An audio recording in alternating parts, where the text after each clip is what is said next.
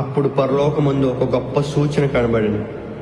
అదేమనగా సూర్యుని ధరించుకొని ఒక స్త్రీ, ఆమె గర్భిణి అయి ప్రసవ వేదన పడుచు ఆ నొప్పులకు కేకలు వేయుచుండెను. అంతటా పరలోకమందు ఇంకొక సూచన కనబడెను.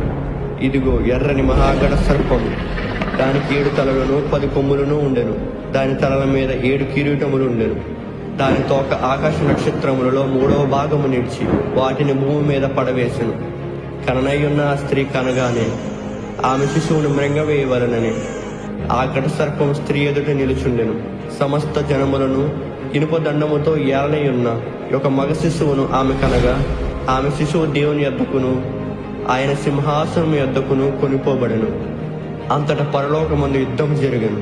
మీకాయేలును అతని దూతలను ఆ మహాఘట సర్పముతో యుద్ధము చేయవలనని ఉండగా, ఆ ఘట సర్పమును దాని దూతలను యుద్ధము చేసిరు గాని గెలవలేకపోయేది కనుక పరలోకమందు వారికి స్థలం లేకపోయేను.